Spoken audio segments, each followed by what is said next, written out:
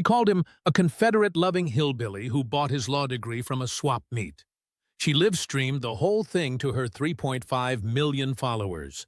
She even brought a media crew just to humiliate him. But in the next 45 minutes, Senator John Kennedy would expose campaign finance violations, family payroll schemes, and video evidence that would ultimately end her career. This is the very moment Ilhan Omar realized she'd just made the biggest mistake of her political life. What happens next is going to leave you speechless.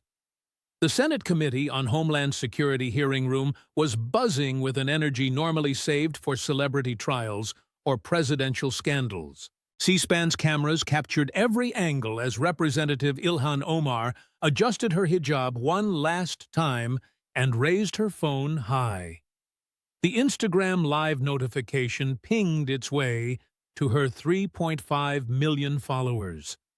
She announced that today, America would see the truth about Senator John Kennedy. Her voice carried the righteous fury of someone who was absolutely certain of their own moral superiority.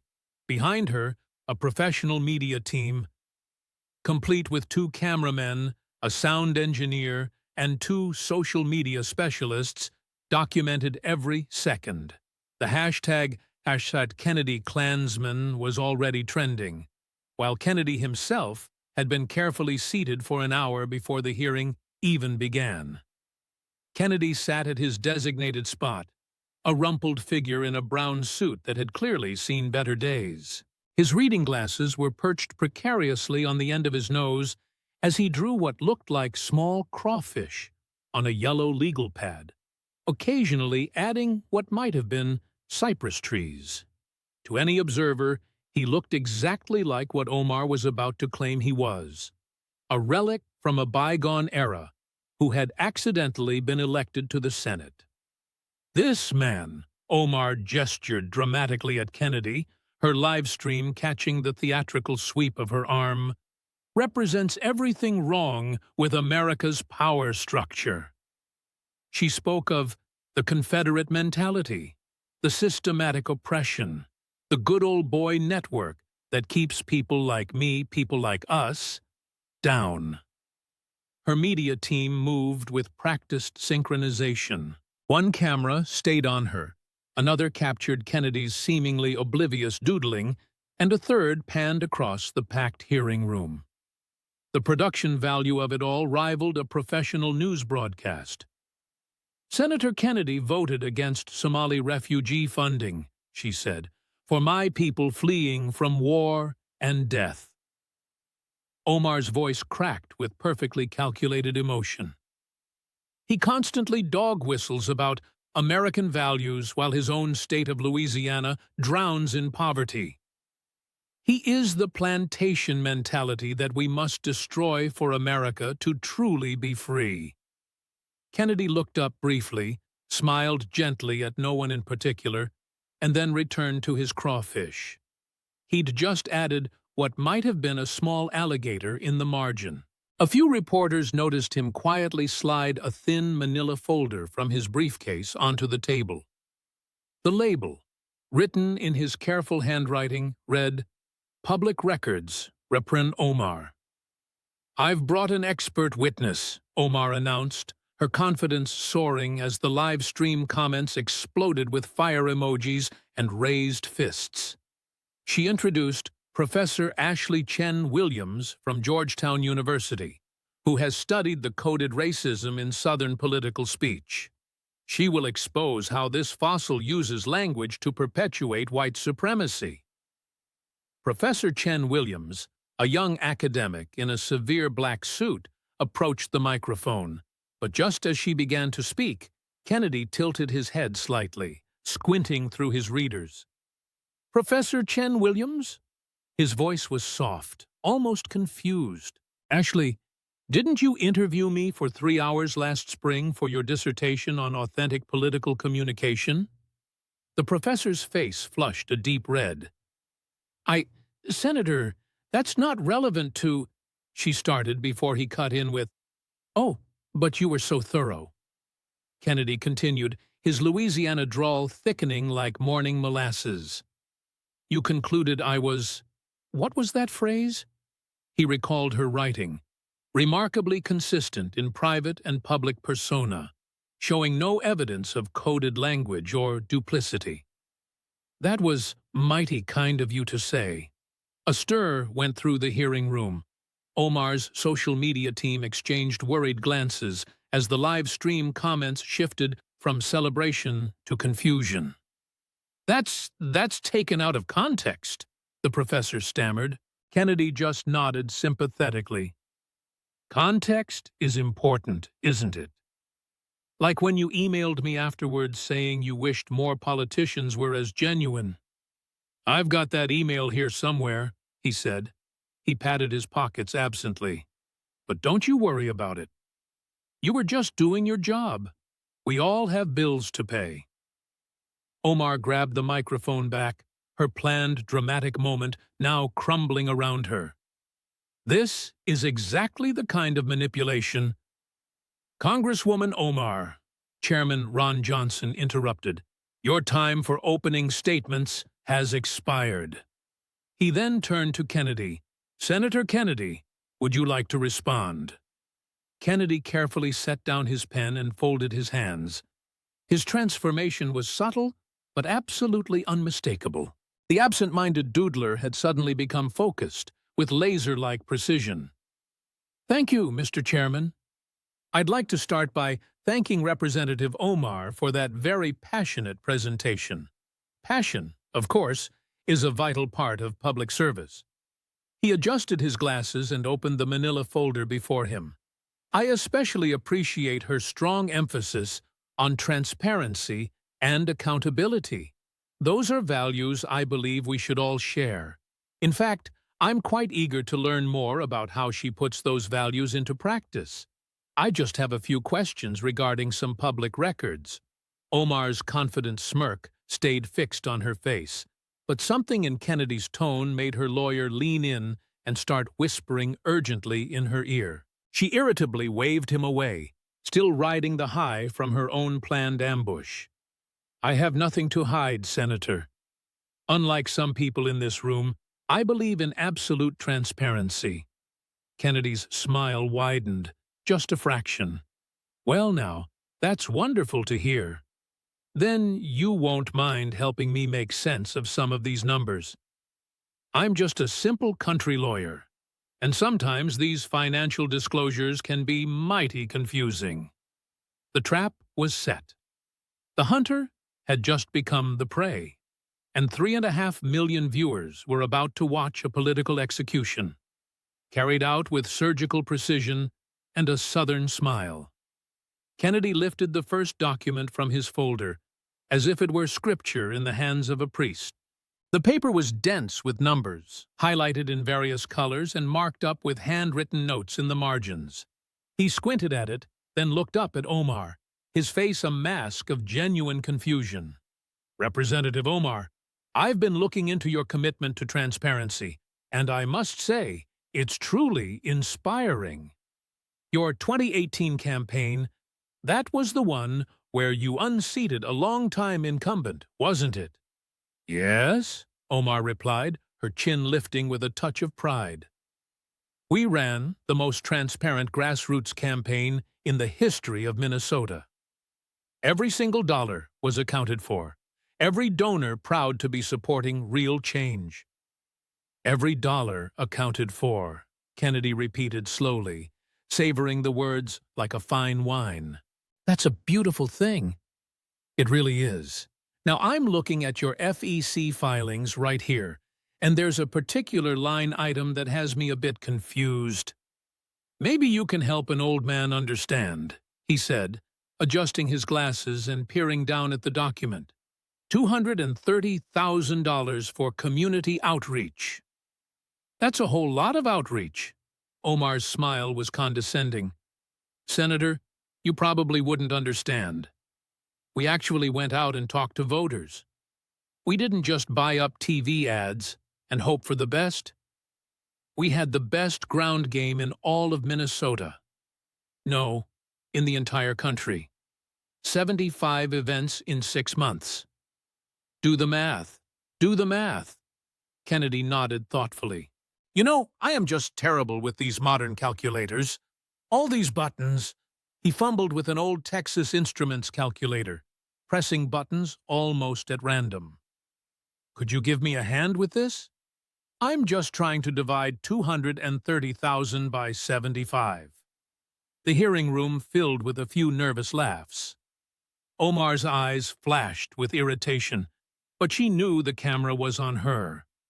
Her entire live stream was watching. She couldn't possibly back down from such a simple challenge. "Give me that," she snapped, snatching the calculator from him. Her fingers flew across the keys with a dramatic flair. $3,066 per event. And before you say anything, yes, that includes venue rental, food, transportation, and staff. Coffee and donuts must be mighty expensive in Minneapolis, Kennedy interrupted gently. Because you see, I happen to have these receipts right here.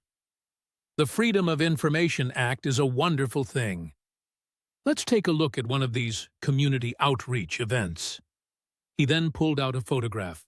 January 15th, 2018, Seattle, Washington. That's a pretty long way from Minneapolis for community outreach. Once again, Omar's lawyer whispered urgently into her ear. This time she actually listened, her face starting to show the first cracks of concern. The Somali diaspora is spread out all across the country, she said. But her voice had clearly lost some of its earlier fire. I needed to build coalitions. Coalitions, of course. Kennedy nodded enthusiastically. And this coalition building in Seattle, it just so happened to coincide with, let me see here, the Wexons March Leadership Spa Retreat at the Four Seasons. What a fortunate coincidence. He squinted at yet another receipt. This massage charge for $400, was that for building a coalition with the lower back, or was it more of a shoulder coalition? The hearing room erupted. Even the Democratic senators were struggling to hide their reactions. Omar's live stream chat had gone from a celebration to a complete digital riot. Comments flew past on the screen. WTF? Is this real? She spent what? Kennedy continued, his voice holding that same gentle, almost confused tone. And here we have Miami. February 2018. More coalition building, I suppose. Though I am a bit curious about this receipt from the Fontainebleau Hotel. $1,200 for a meeting room rental. Must have been one heck of a room. And then there's this other charge from the same day. Mojito Sunset Cruise, party of 8, for $2,400. Were the Mojitos building coalitions too? Or is this where you say these are taken completely out of context?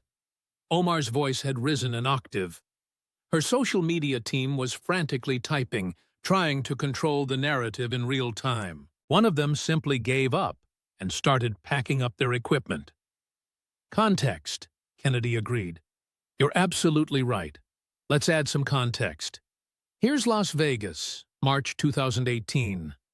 The coalition building here just so happened to coincide with, oh, what's this?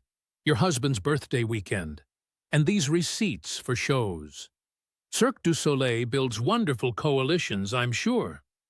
Very flexible coalitions. He pulled out a chart, hand-drawn in his meticulous script. I compared your community outreach expenses with other Minnesota candidates. You spent 500% more than the average.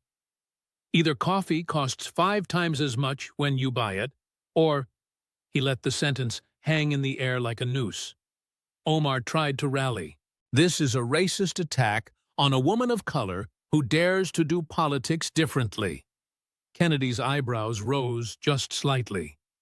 Math is racist now? Well, that would explain why I'm so bad at it. He closed the first section of his folder. But you're right. We should move on. After all, you said that every single dollar was accounted for. I'm just trying to understand what it was accounted for. Hotel rooms, spa treatments, show tickets, these all sound like legitimate campaign expenses. If you say so, who am I to argue? The sarcasm was so gentle, so wrapped in Southern courtesy, that it took a moment to land. When it did, the impact was devastating. Omar's communications director quietly stood up and exited the room. The live stream viewer count, which had peaked at 3.8 million, was dropping rapidly. "Now then," Kennedy said, turning to a new section of his folder. "Let's talk about something I understand even less than math. Consulting fees. Your husband's firm, E Street Group. Could you help me understand what kind of consulting a coffee shop manager does? That's worth $370,000. Omar's face had gone from confident to concerned to something approaching sheer panic. But Kennedy was just getting started, and they both knew it. The crawfish on his legal pad seemed to be smiling. "You know, Representative Omar," Kennedy began, his voice taking on the warm tone of a grandfather telling a bedtime story. "I've always admired family businesses. My daddy ran a small insurance company back in Zachary, Louisiana. Nothing fancy, just honest work serving the community. Your husband's consulting firm, E Street Group, that's a family business too, isn't it?" Omar straightened in her chair, grasping for some kind of solid ground. "Supporting black entrepreneurship is essential for closing the wealth gap in America. My husband's firm is part of that proud tradition." "Black entrepreneurship," Kennedy repeated, nodding sagely. "Beautiful, just beautiful. And Mr. Minot, excuse me, Mr. Elmy. Now, he must be quite the entrepreneur. Says here his firm received $370,000 from your campaign for consulting services. That's impressive for a company with—" He squinted at his papers. "How many employees does E Street Group have?" "That's not relevant." "Oh, I found it. One employee, just your husband, working from— Is this address right?" "Your home address." Kennedy looked genuinely baffled. "So he was consulting for your campaign from your living room? That must have made for interesting dinner conversations." "Pass the salt and the polling data, honey." The hearing room rippled with uncomfortable laughter. Several Democratic senators were suddenly studying their phones intently, clearly wishing they were anywhere else. Kennedy continued, pulling out what appeared to be a LinkedIn printout. "I'm trying to understand his qualifications for political consulting. Let's see here. Previous employment, manager at Pete's Coffee. Education, an incomplete communications degree from Minneapolis Community College. When exactly did he become a political consultant?" He answered his own question, pulling out another document. "Oh, here it is. E Street Group was incorporated on June 14, 2018. Interesting date. Want to know what else happened that week?" He didn't wait for an answer. "According to the Minneapolis Star-Tribune's social pages, and who doesn't love a good social page, that's 2 weeks after you were first photographed together at a fundraiser." The math was devastating in its brutal simplicity. Even Omar's own lawyer had stopped whispering to her, seemingly resigned to watching the train wreck unfold. "So, let me get this straight," Kennedy said, his confusion now seeming completely theatrical. "Your boyfriend, not even your husband yet, starts a consulting company 2 weeks after you begin dating, with no experience, no employees, and no office, and he's immediately so good at consulting that your campaign pays him $370,000? The man must be some kind of savant." "This is character assassination," Omar protested, but her voice had lost its conviction. Her live stream numbers had dropped below 1 million, and the comments had turned savage. "Character? Oh, no, ma'am. I'm just talking about the numbers. Numbers aren't about character." "They're just numbers after all." Kennedy then pulled out another chart. "But hey, since you brought up entrepreneurship, Let's celebrate some more of those black-owned businesses your campaign supported. How about Crescent Consulting? That's your brother's company, isn't it? A solid $145,000 in payments. He must be one heck of a consultant. Then he flipped to another page. New Horizons, LLC. That's your cousin Zara, for $98,000. And Midwest Solutions, registered to your husband's best friend from college. $76,000. Funny how all these successful consultants just so happen to be related to you or your husband. What are the odds of that? Kennedy pulled out a calculator again, and this time he handled it with some surprising skill. All right, let's see. $370,000 plus $145,000 plus $98,000 plus $76,000. That comes out to $689,000 to family and friends. And that's out of a total campaign budget of $1.8 million. So roughly 38% of all your campaign funds went to people you're related to or sleeping with, building coalitions with. The sheer brutality of that phrase just hung in the air. You could hear one of Omar's staffers audibly gasp. Her lawyer was now tugging at her arm, trying to get her to leave, but she just seemed frozen to the spot. "But wait," Kennedy said, his voice dropping to a near whisper that somehow still carried across the entire room. "There's more. You see, I got a little curious about what all these consultants were actually doing.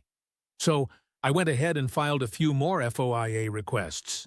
And it turns out there's zero evidence any of them did a single thing. No reports, no strategic plans, no polling data, no event coordination, just invoices.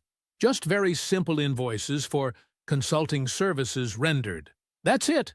He pulled out one of those invoices, holding it up to the light, like he was checking for watermarks. "This one here is my favorite. It's from your brother's company. $45,000 for services in October 2018. October 28th, to be exact. You want to know what your brother was doing on October 28th?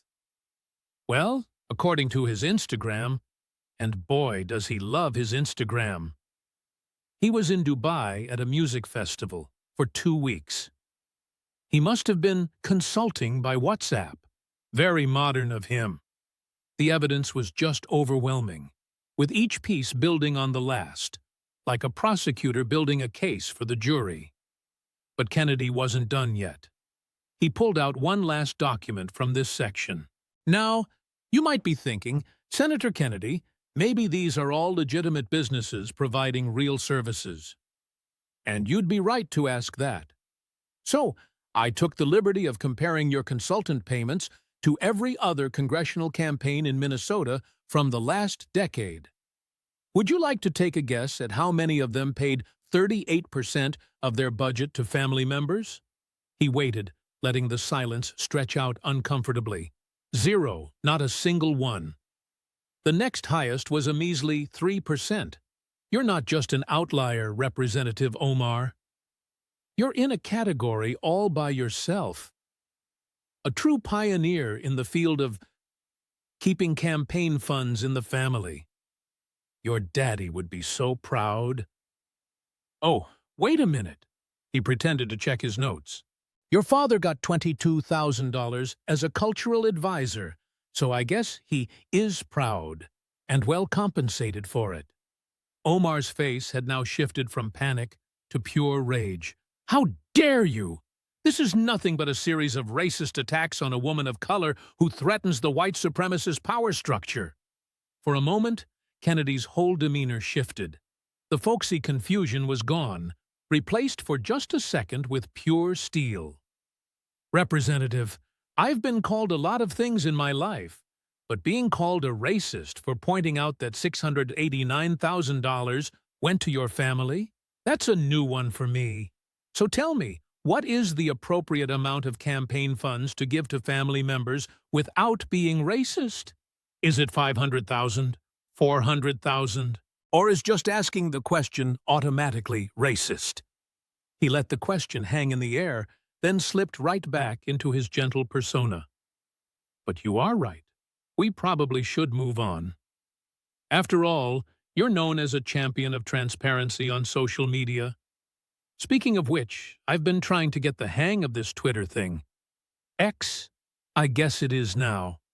I believe my staff printed out some of your tweets for me. Would you mind helping an old fella like me understand what you meant? I'm particularly confused about this one thread from March 15th, 2016. Suddenly, Omar's lawyer shot to his feet. We need a recess. But we're just getting started, Kennedy said mildly, as he opened the third section of his folder. But if the representative needs a break, I completely understand. This whole transparency business can be awfully exhausting. That recess did absolutely nothing to improve Omar's situation. If anything, the 15-minute break only made things worse. Her phone had been buzzing non-stop with texts from the Democratic leadership, and none of them were supportive. 2 more of her staff members had mysteriously vanished, leaving behind empty chairs and abandoned equipment.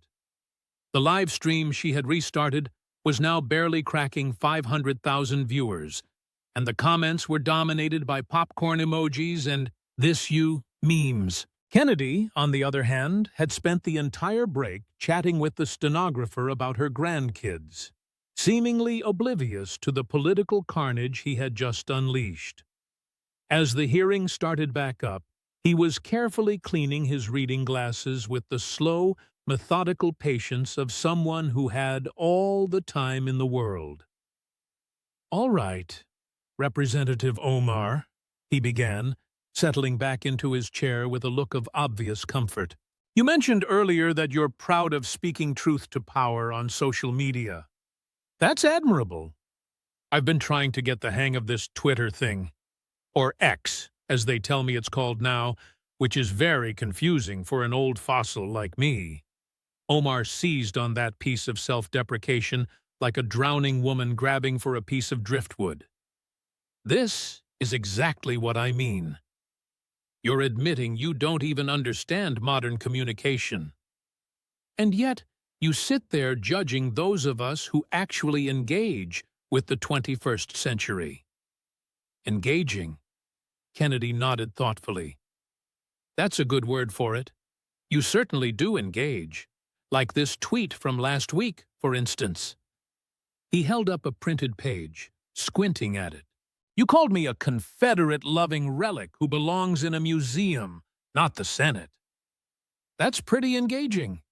It got 2.3 million views, according to this."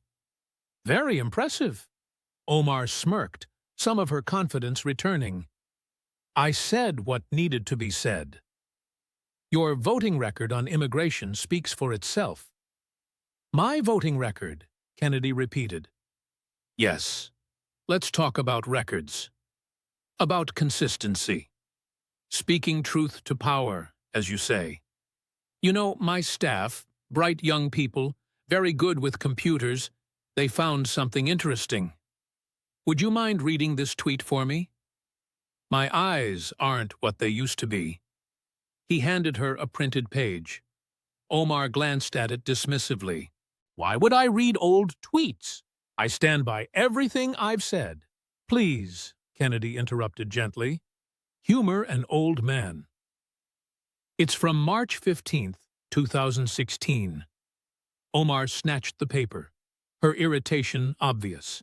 She began reading in a monotone. "Any politician who uses campaign funds for personal benefit is stealing from the people. They should resign immediately and face prosecution. No exceptions, no excuses." She looked up. "So?" At that, Kennedy's eyebrows rose. "That's a powerful statement. Very principled. No exceptions, no excuses. You were talking about Councilman Morrison from St. Paul, weren't you? He'd used campaign funds for a family vacation." "He was corrupt," Omar said flatly. "I called him out." "You certainly did. Very engaging. And he resigned 2 weeks later. Kennedy pulled out another sheet. How about this one, from June of 2016? Can you read it? Omar's eyes narrowed, sensing a trap, but unable to see it. She read, "Politicians who hire family members with public money are practicing nepotism." This is how third-world dictatorships operate, not democracies. Shame. Third-world dictatorships, Kennedy mused. Strong words. That was about the Minneapolis Parks Board, wasn't it? Someone hired their brother-in-law. Corruption is corruption, Omar said, but her voice had lost its edge. Indeed, it is. Kennedy pulled out a poster board that had been leaning against his chair. My staff made this visual aid. I hope they got it right. He unveiled a chart showing 2 columns, Omar 2016 to 2017 and Omar 2018 to 2023. The contrast was devastating. It showed tweet after tweet of her condemning the exact behaviors she'd later engage in. Each past statement was paired with evidence of her doing precisely what she'd condemned. 2016. Using campaign funds for personal travel is theft. 2019. $15,000 in campaign funds for constituent services in Miami during vacation. 2017. Family members on campaign payroll yields corruption. 2020. $689,000 to family members and romantic partners. 2016. We need transparency in political donations. 2023. Multiple FEC violations for reporting failures. My staff tells me there is a word for this on the Twitter, Kennedy said mildly. They say, "This you? I don't really understand it, but apparently your supporters do." They've been saying it a lot in the last hour. Omar tried to rally. People evolve. My understanding of systemic issues has grown. Evolved, Kennedy interrupted. That's interesting. Let's see how you evolved. February 2017, you tweet, "A politician's principles shouldn't change with convenience." Either you believe in ethics or you don't. Period. But by 2019, you're doing everything you condemned. That's not evolution, Representative. That's metamorphosis, like a butterfly. If butterflies turned into swamp creatures. The hearing room erupted in nervous laughter. Even the Democratic senators couldn't suppress their reactions anymore. Senator Peters from Michigan was visibly wincing. Kennedy pulled out his phone, handling it awkwardly. Now, my grandson taught me about something called going viral. Apparently, your old tweets are doing that right now. This one, calling for the resignation of anyone who uses campaign funds for family, that's got 4 million views in the last hour. More engaging than your live stream, I believe. He made a show of struggling with the phone. How do I? Could you show me how to see the comments? I'm curious to see what your supporters are saying. It was a trap so obvious everyone in the room could see it. Yet Omar's ego wouldn't let her back down. She snatched the phone, and then she froze. The comments section was a total massacre. Former supporters were feeling betrayed, calling her a hypocrite, sharing more old tweets, and creating memes in real time. Oh dear, Kennedy said, taking the phone back. They seem upset. One person says, I donated $500 to her campaign, and it went to her husband's coffee fund. That's not very nice, although I suppose it is technically accurate. He pulled out one final item from this section, a bound volume that looked like a book. Do you know what this is? It's every single tweet you've ever posted about ethics, corruption, and transparency. My staff printed them all out. It's 447 pages long.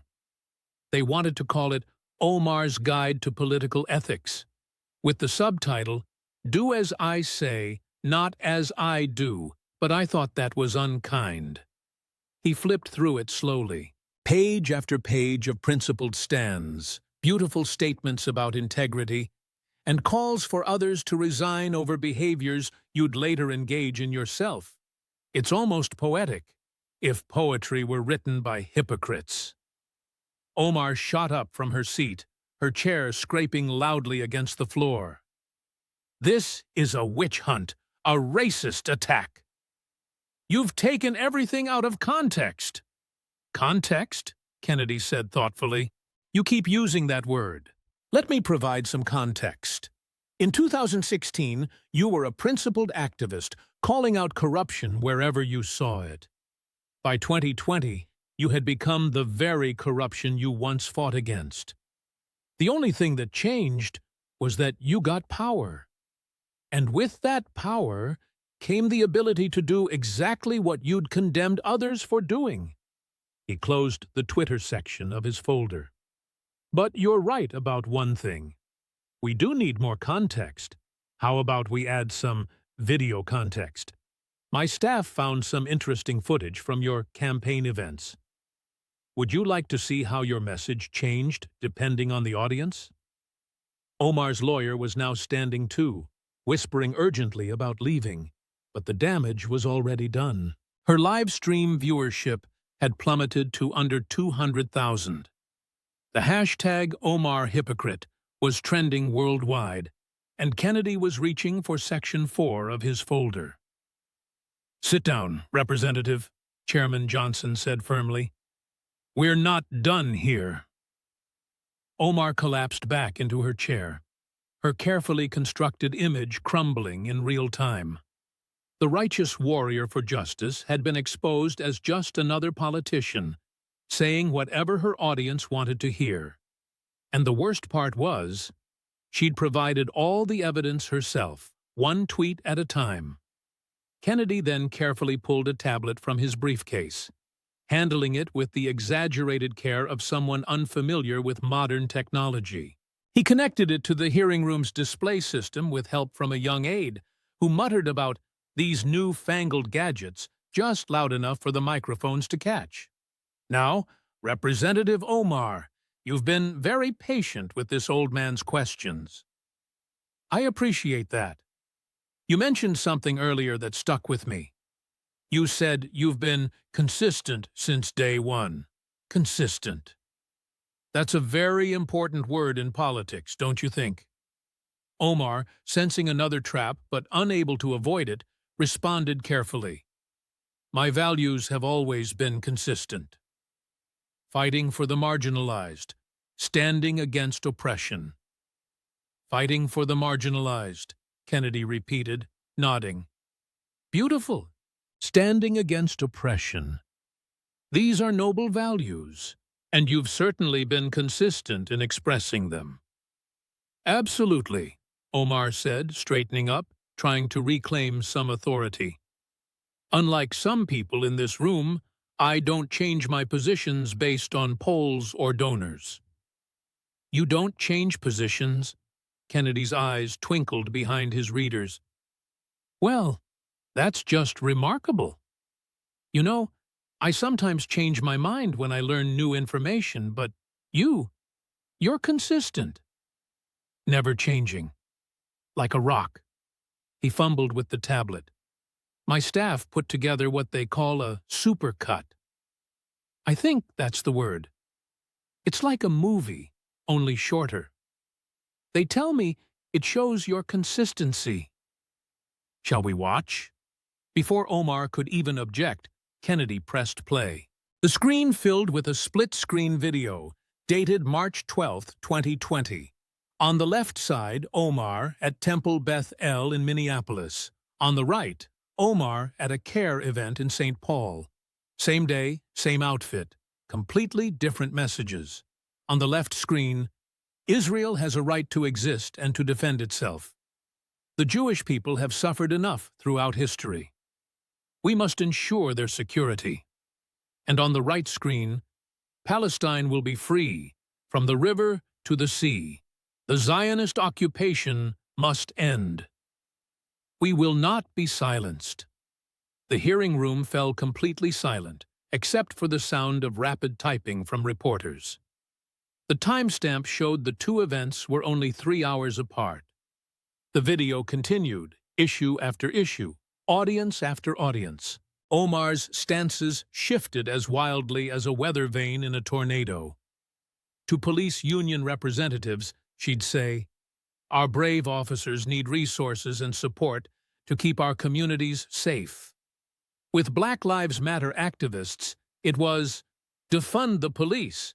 They're an occupying army in our neighborhoods."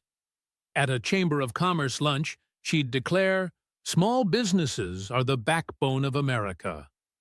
We need to reduce regulations and taxes." Over at a Democratic Socialist meeting, her tune was, "Capitalism is exploitation. We need to nationalize major industries." With Somali elders, she'd insist, "We must preserve our traditional values and religious teachings." And at an LGBTQ+ fundraiser, "Traditional values are just code for bigotry. Love is love." Period. Every single clip was dated, time-stamped, and verified. The evidence was simply overwhelming. Omar would say literally anything to any audience, often contradicting herself in the very same day. Kennedy then paused the video. "Now, Representative," he said, "I find myself confused again. Which one of these positions actually represents your consistent values?" The color on Omar's face went from ashen to a flushed red. "You're taking these out of context," she retorted. "I was building coalitions, meeting people where they are." "Meeting people where they are," Kennedy repeated slowly. He gave a slow nod. "Well, that's a nice way to put it. In fact, here's my favorite one." He started the video once more. On the screen, Omar appeared at a private fundraiser, completely unaware that she was being recorded. The audio came through crystal clear. "Listen," her voice began. "These people will believe anything if you say it with enough emotion. Jews, Muslims, Christians, just tell them what they want to hear. Get their money, get their votes, and then go do what you actually want. They're all far too stupid to compare notes anyway." The reaction in the hearing room was both immediate and visceral. You could hear several people gasp. Omar's last remaining staff member quietly gathered his things and left. Her own lawyer just sat, with his head in his hands. That's edited," Omar stammered. "It's a deep fake," she shouted, desperation creeping into her voice. "A deep fake," Kennedy echoed calmly. He then held up a document. "This," he explained, "is a forensic analysis from 3 independent firms, all confirming the video's authenticity. But, even more importantly, the host of that fundraiser, Mr. David Goldstein, he's here with us today. Mr. Goldstein, would you please stand up?" A man rose from the gallery, looking deeply uncomfortable. "That's my voice in the recording, Senator," he confirmed. "I was horrified when I heard what she really thought of us. All of us." Kennedy gave him a sympathetic nod. "Thank you, Mr. Goldstein. That must have been difficult to hear." He then turned his attention back to Omar. "You see, Representative, the problem with lying to everyone is that eventually the lies all collide, much like atoms in a reactor. And when they do," he said, making a small exploding gesture with his hands. He reached for another video. "But let's talk about consistency in a different way. Your position on military funding. Here you are, at the VFW, back in December of 2019. The video showed Omar speaking with great passion. "Our veterans deserve every dollar and more," she declared. "I will always vote to support our military families." "And yet, here is the actual voting record," Kennedy continued, producing a chart. "You voted against bills for veteran funding 17 times. 17! Now that's not being inconsistent. That is almost impressive in its consistency. consistently voting the exact opposite of what you promised. Those bills had poison pills, Omar started to argue. Poison pills? Kennedy interrupted gently. Every single one of them. Even the ones that were unanimously bipartisan? Even the one that just increased funding for veteran mental health services? That one was poisonous, too?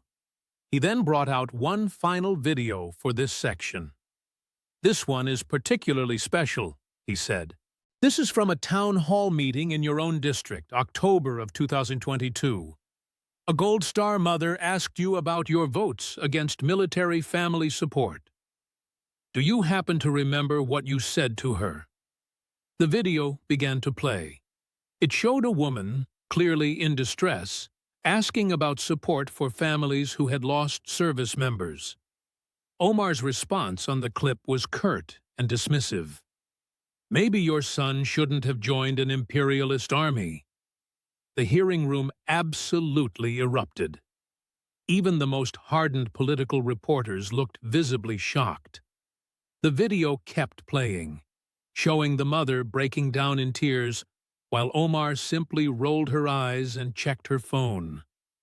When Kennedy finally spoke, his voice had lost every last trace of its folksy charm.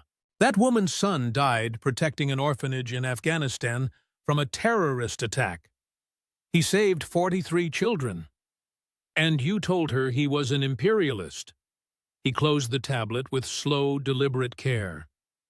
You asked about consistency, Representative, he said, looking right at her. And you've been consistent, all right. Consistently willing to say anything to anyone as long as it gets you what you want. Consistently willing to betray every single value you claim to hold. And consistently willing to hurt anyone who gets in your way. Omar tried one last desperate rally. You've orchestrated this entire thing. This is a hit job. A hit job? Kennedy repeated, pulling out a final document.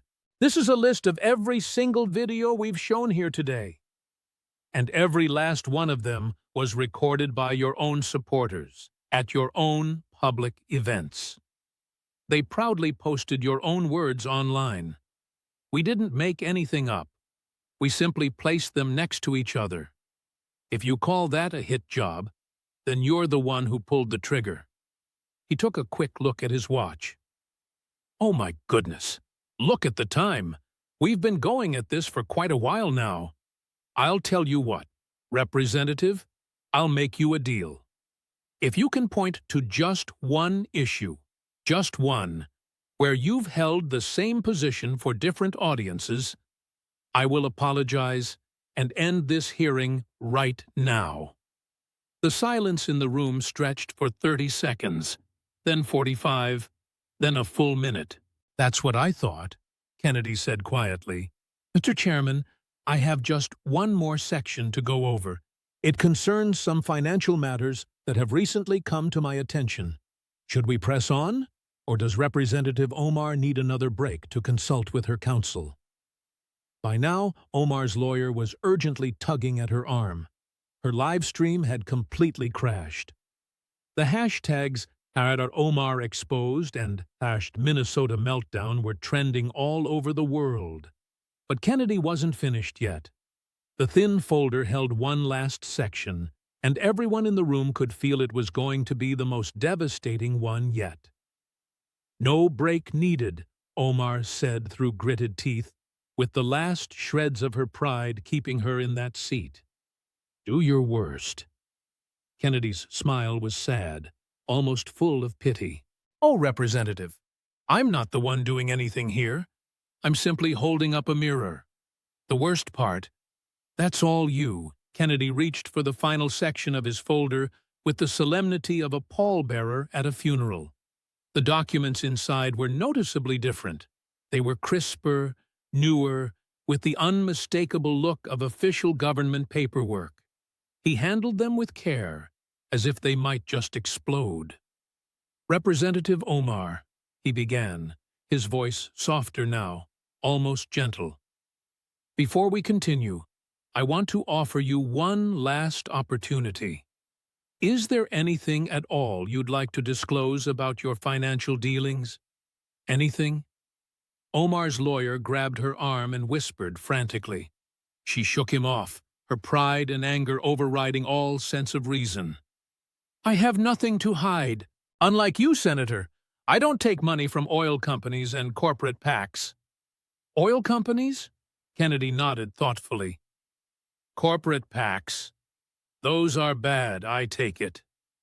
They're just buying influence, corrupting our democracy. Omar's voice began to rise as she grasped for her familiar talking points. My campaign is funded by the people, not by special interests. For the people, Kennedy repeated. Well then, let's talk about the people. More specifically, let's talk about your biggest donor from the last cycle. Do you happen to know who that was? Omar hesitated, sensing the danger but not quite able to pinpoint it. I don't memorize every single donor. Of course you don't. Allow me to help you with that. Kennedy then pulled out a document. Your biggest donor was a Mrs. Fatima al-Rashid from Baton Rouge, Louisiana. $2,800. The maximum individual contribution. Do you remember Mrs. al-Rashid? That name doesn't... Let me refresh your memory. Kennedy pulled out a photograph. This is from the Islamic Center of Baton Rouge, back in November of 2022. That's you speaking at their fundraising dinner. And that right there is Mrs. al-Rashid introducing you. Does that ring any bells? Omar's face showed a quick flicker of recognition, which was immediately followed by confusion. So, Muslim Americans support me. That's hardly surprising. No, it's not surprising at all. What is surprising, however, is what you said about me that night. Kennedy pulled out yet another document. This is a transcript from that event. You called me, and I quote, one of the good Republicans, a man who actually listens to Muslim voices and respects our community. You actually went on for quite a while. It was very flattering. The hearing room began to stir with confusion. Where exactly was this going? But here's what's really interesting, Kennedy continued. Mrs. al-Rashid was so moved by your speech, specifically the parts about me, that she decided to do something she had never done before. She made a political contribution to me for the maximum amount allowed by law. Omar's jaw literally dropped. That's impossible. Oh, but there's more. Kennedy pulled out his phone, handling it with a newfound confidence. Mrs. al-Rashid sent me a voicemail right after she made her contribution. Would you care to hear it? Without even waiting for an answer, he played the recording. An elderly woman's voice, speaking in accented English, filled the entire room. Senator Kennedy, this is Fatima al-Rashid calling from Baton Rouge. I just made a contribution to your campaign. I've never given money to a politician before, but after hearing Representative Omar speak so highly of you at our mosque, how you're one of the good ones who truly respects Muslims, I felt that I had to support you. If someone like her, who normally attacks Republicans, says that you're different, then you must really be special. Thank you for being a friend to our community. The irony was so perfect, it almost seemed scripted. Omar's very own words had driven her supporters to fund her biggest political opponent. Kennedy set the phone down. But that's not even the real revelation here. You see, after that contribution came in, I got curious. Why would you be singing my praises at a Muslim event when you attack me everywhere else? So I decided to do a little digging. He then pulled out a new set of documents. These are donation records from various Islamic organizations and individuals. In the 3 months before that speech, You received $47,000 from Muslim donors in Louisiana.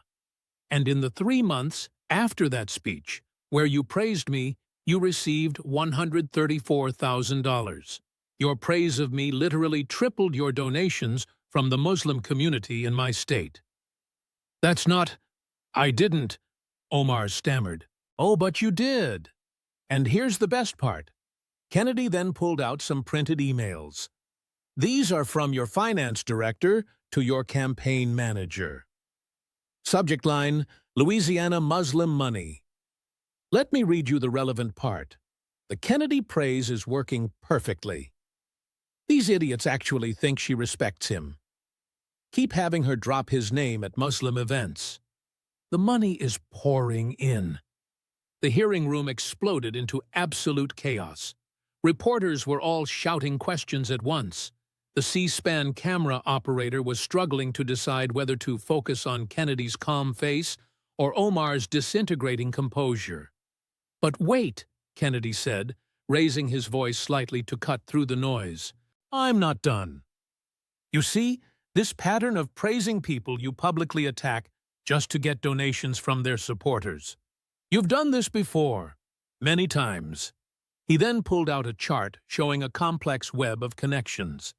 Senator Sanders, you call him a socialist dinosaur in the mainstream media, but at democratic socialist gatherings, he's your inspiration and mentor. The result? $230,000 in donations from Sanders supporters who thought you were allied with him. Representative Ocasio-Cortez, publicly, you're the best of friends, the squad united, but in private fundraisers with moderate Democrats, you call her an attention-seeking child who hurts the cause. The result of that? $180,000 from anti-AOC Democrats who thought you were the reasonable one. The list goes on and on. You play every side against every other side, taking money from all of them, lying to all of them, and respecting none of them. Omar's lawyer was now on his feet, trying to physically pull her from her chair. We're leaving. This is harassment. Sit down, Chairman Johnson commanded. The representative wanted transparency. She's getting it. But Kennedy wasn't finished. But here's the crown jewel of your deception. He pulled out a bank statement. This is from a Cayman Islands account. It was opened in 2019 under a shell company called Progressive Consultants International. The beneficiary, your husband. And the deposits. They match down to the exact penny, with certain donations to your campaign that were reported as returned or rejected. The implication was crystal clear. Omar had been funneling campaign contributions into offshore accounts. That's impossible to prove, Omar shouted, desperation evident in every word. Kennedy then pulled out one final document. This, signed affidavit from a Mr. Charles Weston, the former vice president of the Cayman National Bank.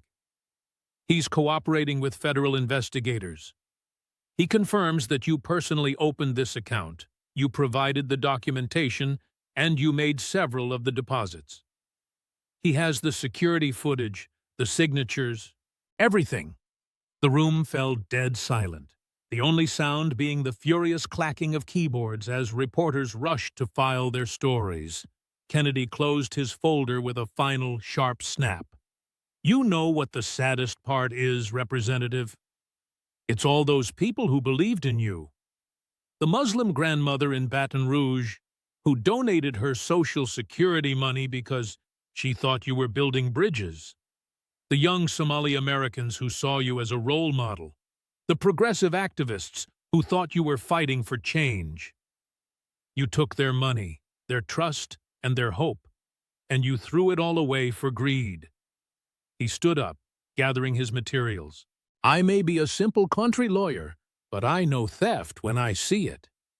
And you didn't just steal money, Representative. You stole faith, faith in democracy. Faith in representation. Faith in the very idea that someone who looks like them could make a difference without becoming corrupt. Omar sat in her chair, completely frozen, her political career in ashes all around her.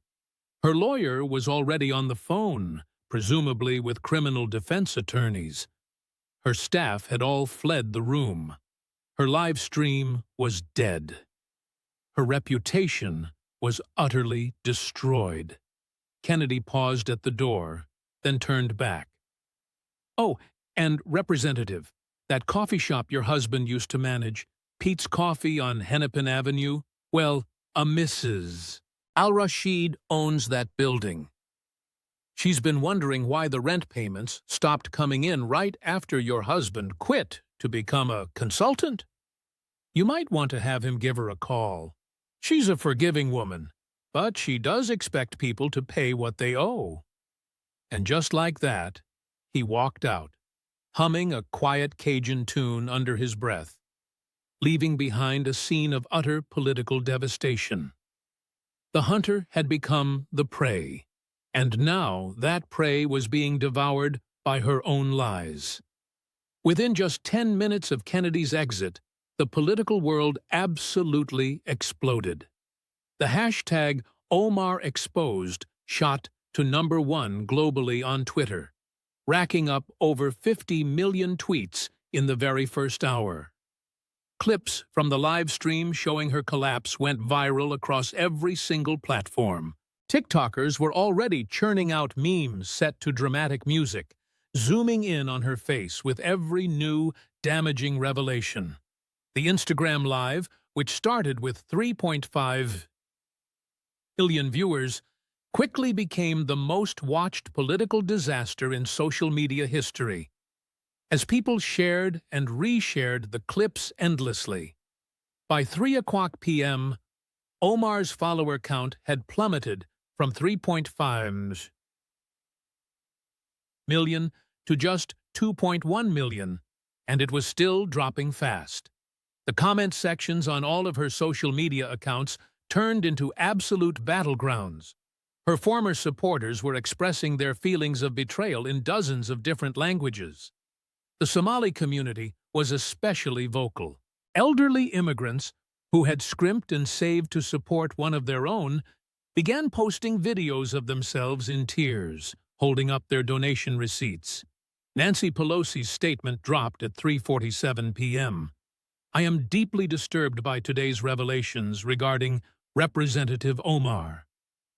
These allegations, if true, represent a fundamental betrayal of the public's trust.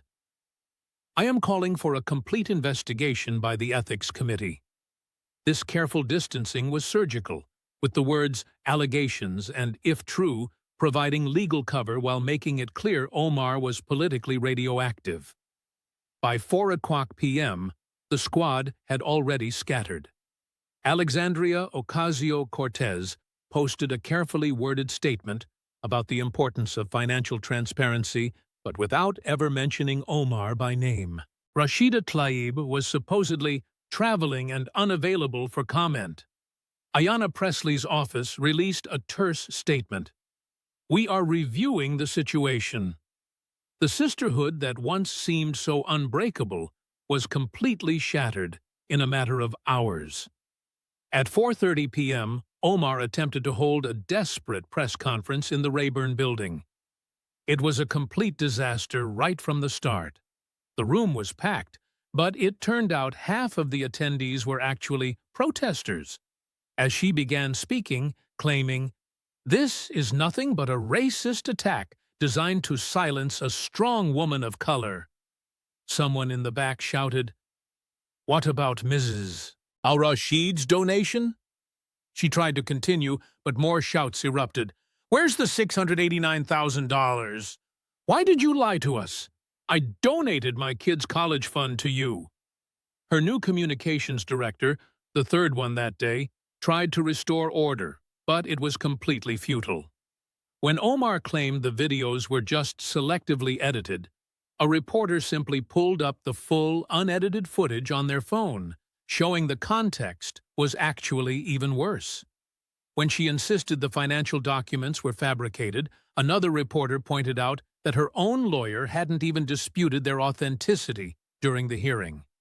The breaking point finally came when Sarwa, a 73-year-old Somali grandmother from Minneapolis, pushed her way to the front. Speaking in heavily accented English, she held up a photo of Omar visiting her restaurant back in 2018. "You ate my food. You held my grandchildren.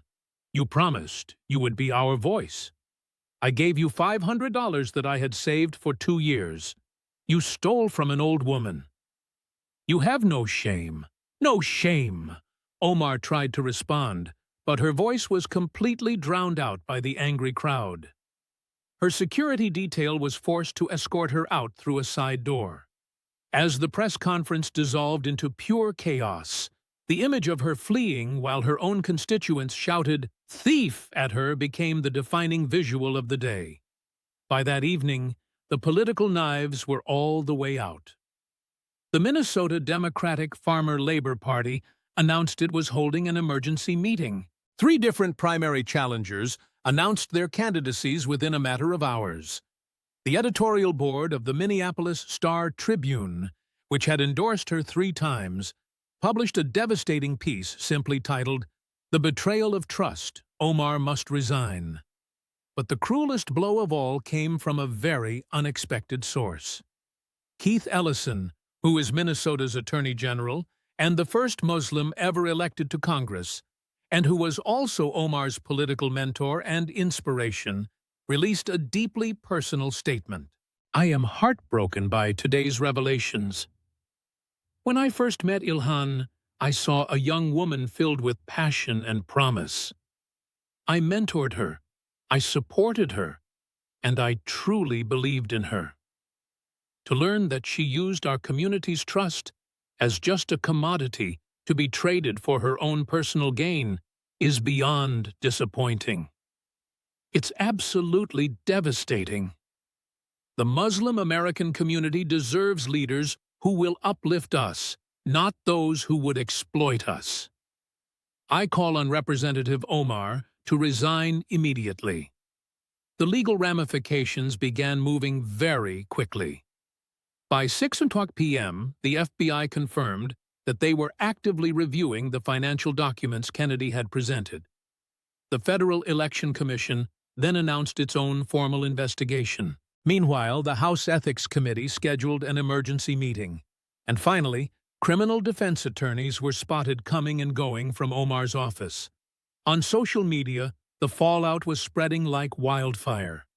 Influential Muslim Americans who had once championed her now wrote lengthy posts, sharing their feelings of betrayal.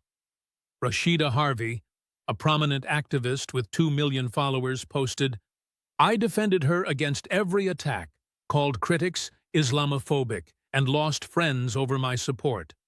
I feel like a fool. She played us all." Financial reporters began digging into the Cayman Islands allegations. Within just a few hours, they had uncovered more shell companies and more suspicious transfers, a web of financial deceit that seemed to expand by the minute.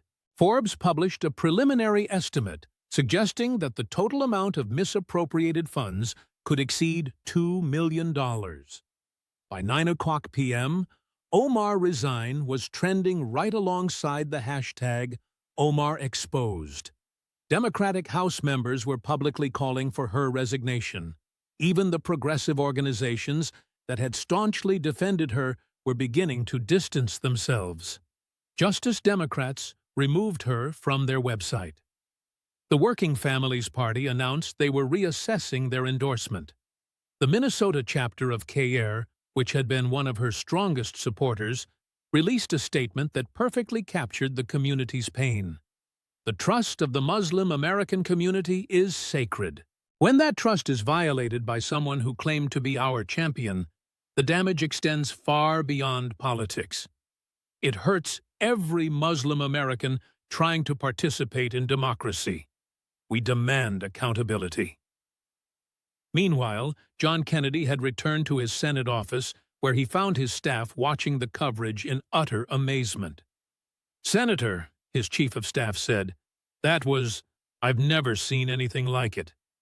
Kennedy looked up from the French philosophy text he had already returned to reading. Like what? The complete destruction of a political career in real time. Kennedy marked his page and set the book down. She destroyed herself, son. I just held up the receipts.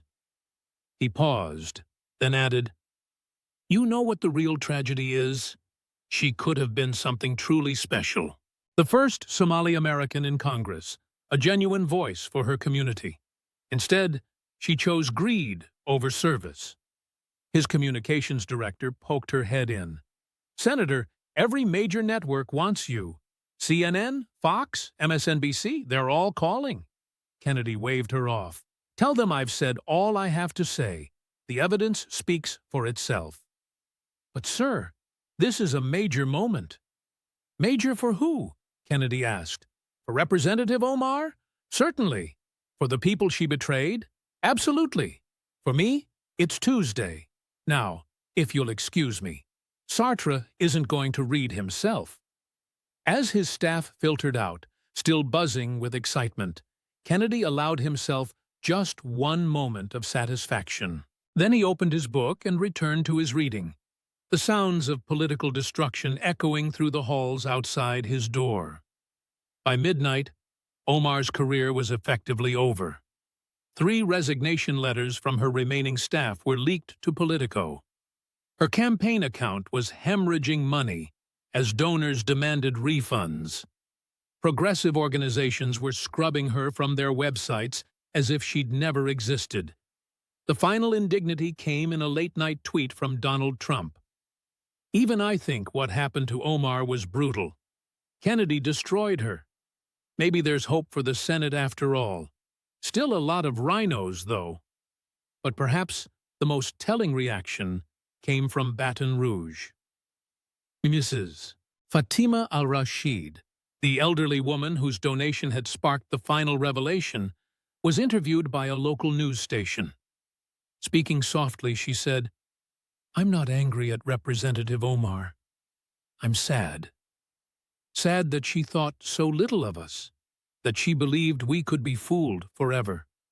Sad that she saw our faith and trust as something to be exploited. But mostly, I'm sad for all the young Muslim girls who looked up to her. What do we tell them now? The interviewer asked if she regretted her donation to Senator Kennedy. Mrs. al-Rashid smiled. No, you see, that's the difference. Senator Kennedy never promised to be anything other than what he is. He disagreed with us on some issues, agreed on others, but he was always honest about it. Respect is worth more than false promises. Today proved that. As Tuesday turned to Wednesday, the political world tried to process what they had just witnessed. A rising star had been exposed as a fraud. A movement had lost one of its faces, and a community had been betrayed by one of their own. All because one senator from Louisiana had done his homework and asked a few simple questions. In Minneapolis, the lights in Omar's district office stayed on all night as lawyers and staff tried to salvage something from the wreckage. But there was nothing to salvage. The paper trail was solid, the recordings were genuine, and the truth was right there for everyone to see.